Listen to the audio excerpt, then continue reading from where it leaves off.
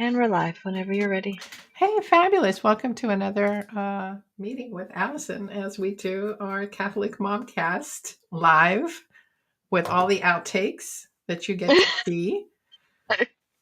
Let me count us down. What Catholic Momcast? Hallowtide in 3, 2, 1. Welcome to another episode of Catholic Momcast. I'm your host, Maria Johnson, and with me today is Allison Gingras, and we have some cool conversation coming up. Hi, Allison. Hi, Maria. This is one of my favorite times of the year, and I learned this new word, Hallowtide. I don't know how I made it this far in my Catholic world without ever hearing it, but I'm kind of excited because it really is one of my favorite times of the year. Yeah, it's like the Triduum for Halloween and All Souls, All Hallows Eve, All Souls Day, and All Saints Day. I mean, I guess it really is a Triduum, right? It's three. It is. Is that the right term for it? Who knows? I'm sure that people will now be scandalized and correct us immediately, if not sooner. But it is a fun time of the year, Funny. and there's so much happening. You know, we're already deep into fall and the change in the weather, and so these things kind of set a mood, and it begins on All Hallows Eve, or as the more secular society wants to tell us, Halloween. Yep. This is kind of just recent, like aha moments to me that it's All Hallows Eve and it's the eve of All Saints Day. Like, there's really a lot of stuff that I just do in day to day life and never question the what I'm doing. That's probably dangerous, but this is one of those things that I never really thought about why we call it Halloween. Halloween. So, It's cool. It's cool. So, you know, I admit that I have come late to the game in terms of really embracing all of these rich. They're not additional pieces. They're a part of the liturgical year, but things that I just didn't pay attention to yeah. in my younger years, and so they're certainly new to me. But they are, as old as the church is. I I kind of glommed on, I guess is another just very technical term today. We're just really living the English language today.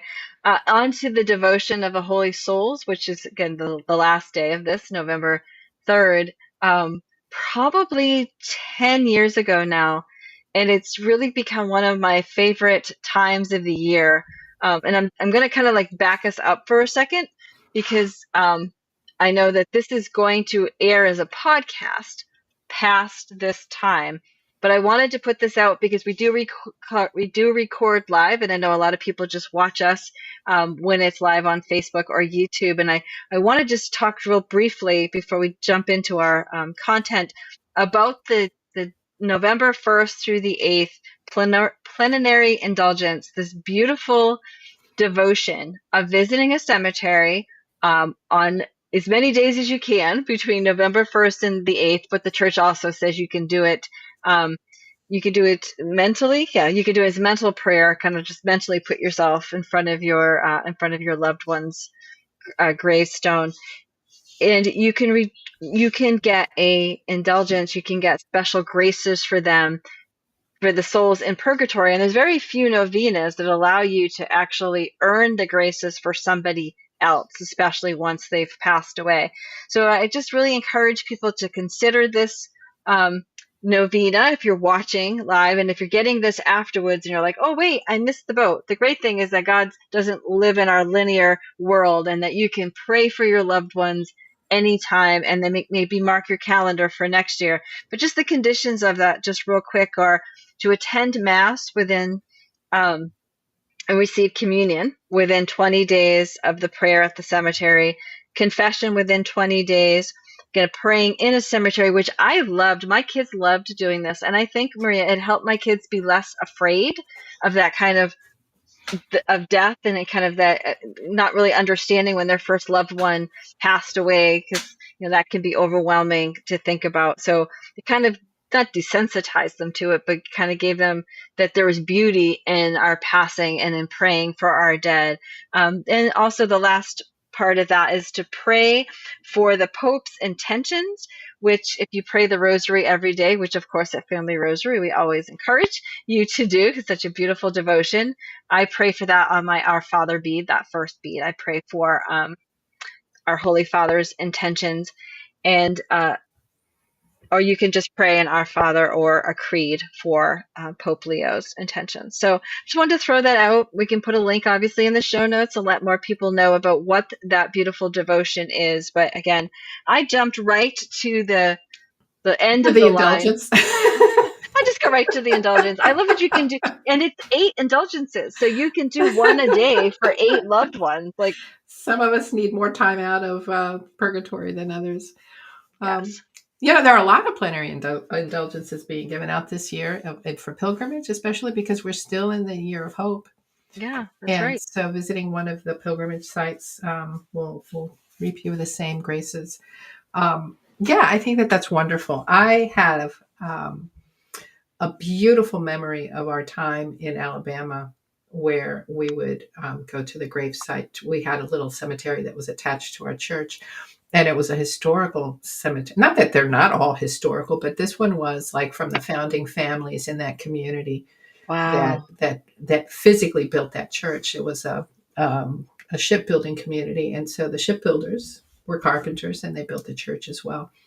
And our priest would carefully, gingerly walk through the cemetery because you didn't know really where you were stepping, so you had to kind of follow him because some of the Wow. graves were just stone markers that were flat on the ground. So you had to really watch out for that. But that was when I was really introduced actively for my participation in praying for the dead. And it was absolutely so gorgeous that I would go back every year. And listen, I didn't know there was an indulgence attached to that, but Well, there you go. Well, and the whole month really of November is dedicated to praying for yes, our dead. So you that's can right. pray at any time, and you should pray all year long. When I fell in love with this devotion, I actually found a book by Susan Tassone. It's a daily devotional for praying for the dead, and I've come to the habit of writing in pencil people's names that I see even on the internet, or somebody will mention somebody's passed away. And this book is now been written on for 10 years, and it's probably, not to exaggerate, probably got about 3,000 names in it, because each page Wow, has at least 10 names on it, because I've been doing it for 10 years. So I beautiful.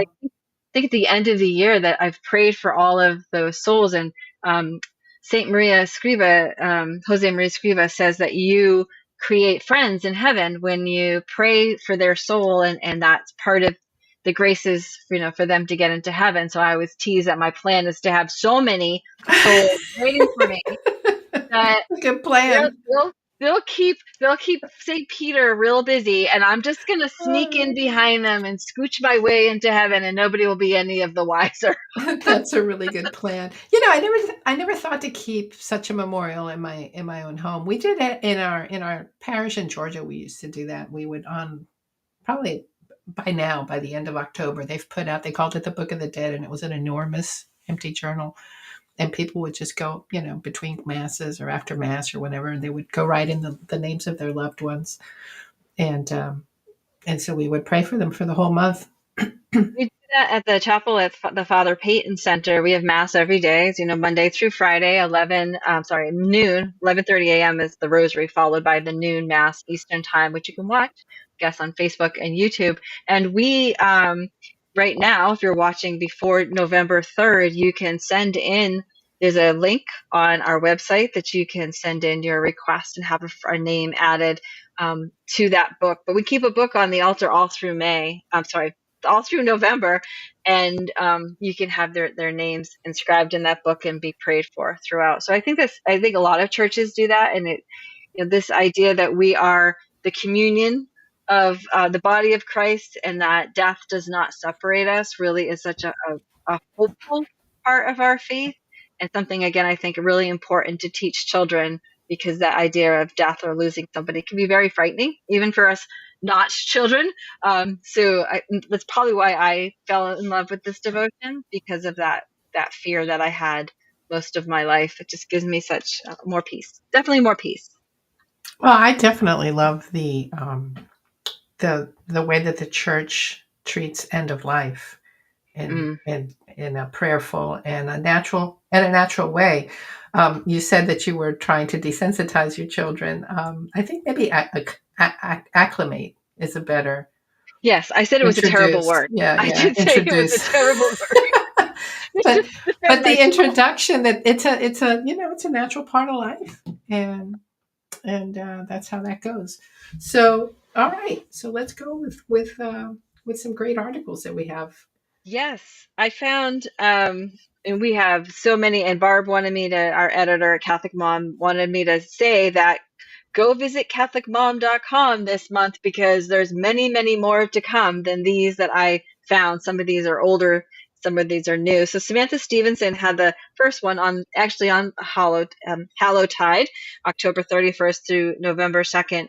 And she had activities. I love that she has activities for the family to do. And one of them that caught my attention for Halloween, All Hallows Eve, was to carve a cross or some kind of religious symbol into your pumpkin instead of a scary face. I thought that was kind of cute. They turn it into a saint, right?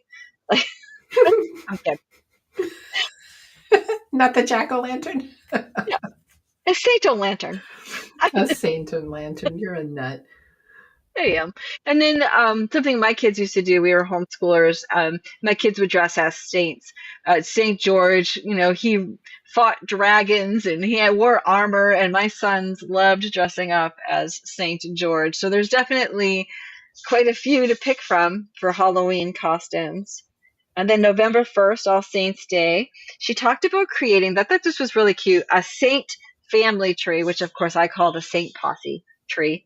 Um, and to take leaves, like, make a tree on the wall and then take leaves and put the names of your loved ones or saints um, that are special to your family, and kind of understand that we are part of we have our family, but we also have the saint family that we are part of. And I thought that would be a fun activity for the kids.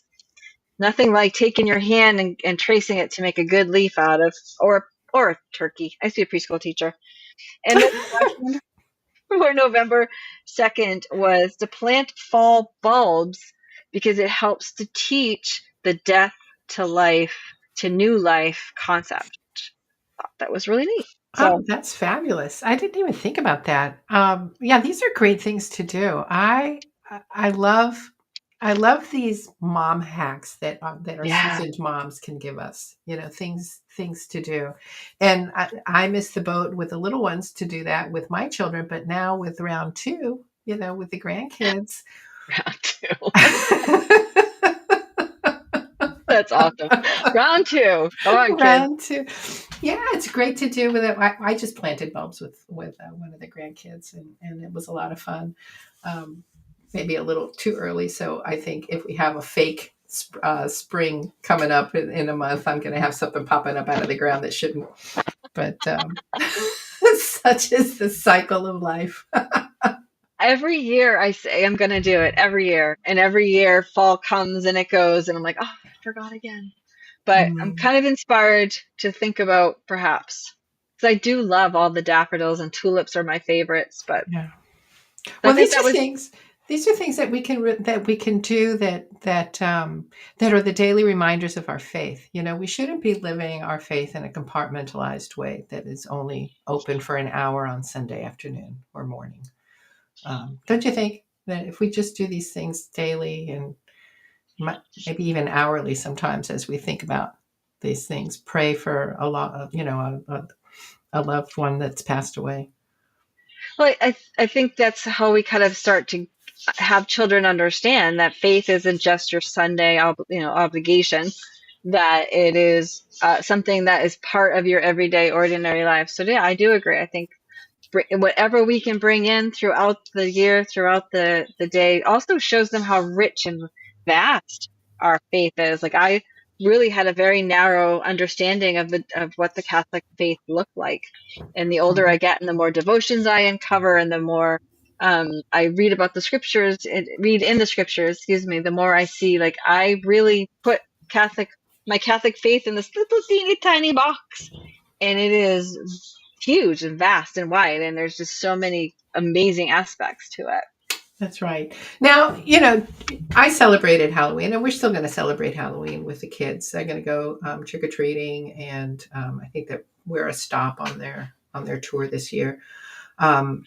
But so man, the word I wanted to say is I don't want to demonize the practice of Halloween.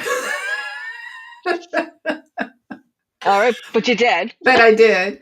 But I just want to make it clear that there's nothing wrong with celebrating Of Halloween. course. And in the secular culture, it's what everybody does in school. They're going to have exposure to that, and so it's a lovely way to just add a layer of our faith to this celebration, because it really is based on our faith. Yeah, right. It's also a good time to, I think, when the kids get a little bit older and maybe kind of tempted with doing, on parties on their own, and bringing out the Ouija boards and like Mm-hmm. the occult part of it. Like there Right. needs to be some warnings and some understanding with children that we can't be afraid to talk about that stuff, because it is not, it's like they're gateways to not so good stuff, and we can't Absolutely. pretend it's not, that's not dangerous, it's just a game, or they're just make believe. Or no, it's really important that we understand that Halloween can be the fun and the candy and the dressing up and the celebration, but we need to be very careful of the other things that come with that holiday. Like I just saw on the internet, Facebook yesterday, the day before, a prayer to pray with your family before you go trick or treating to protect them Mm-hmm. from any of that spiritual um, yuckiness. The word coming to my mind was too big for my mouth to say. Magnificent. Maleficent. There you go. Like there's a big word that I could write, but I can't say. That's fun. That's fun. Yeah, I think it's important, and there's a way to steer the children into better choices for their costumes and things like that. Yeah, I agree. Certainly St. George is a great one. Um, Yes. Oh, he's so fun. yeah, but there's others, and then of course, um, our kids did manage to weave their way into the Saint Day celebrations where they were dressing up as saints. And I think many families are just substituting Halloween and just jumping straight into All Saints celebrations, which I think is absolutely lovely. Uh, So did we actually. So go ahead. you? No, go ahead. There was an article that I found by Colleen Millette that was about All Saints Day, and I liked how she put celebrating our faithful guides. And I love the aspect that she took, that, picking your Saint Posse, because she didn't call it Saint Posse. We know I did that. Um, Thinking about your confirmation name. Her advice overall was to ask the saints to be your guides in prayer and in life, to bring you closer to God. And I think just not just celebrating that we have saints, but like, what does that mean to our lives? Yeah. Um, and I don't know about you, but I definitely, I call it my confirmation mishap. I missed the boat on picking a confirmation name, because I've told this story before on the podcast, that I went with Louise because I had a rich aunt that had no children and who was my godmother.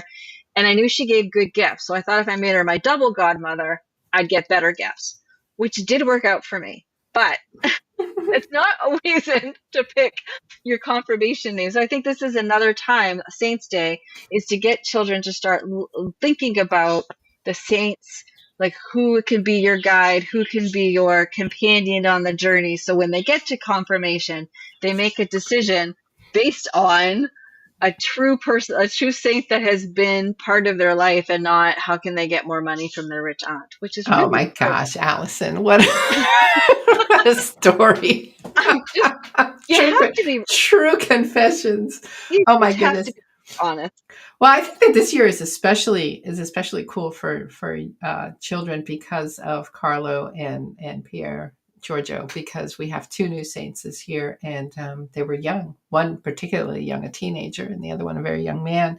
And it is a great way to introduce children to saints, and not just the regular old tried and true ones who are good, but there are so many saints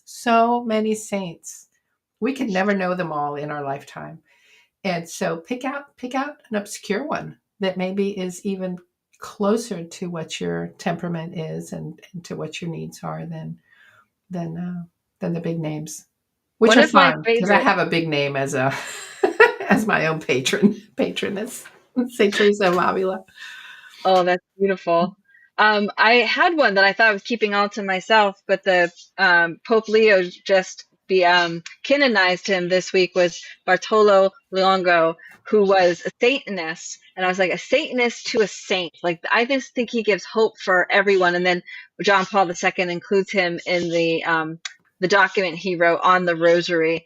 He was living this life of looking for answers, and he thought he was going to find it um, in Satan worship, and then he realized that that wasn't the answer, and thought he was, because he became a priest in that line. He thought he'd always be stuck in that, and the Blessed Mhm. Mother, through a locution, through like an inspiration, said, "If you propagate the Rosary, I will always be with you, and you'll never be lost." And so, to be able to share the Rosary with others and to tell people about it really obviously saved his life, because now he is a saint. So I love those little stories. You find these little saints, and you're like, oh, he's all mine, and now he's the world's. But anyway, So his is a powerful story because sometimes we do, even though we do go to confession, even though we do, um, receive absolution, sometimes we think that we're still not worthy of it, and that's just not true.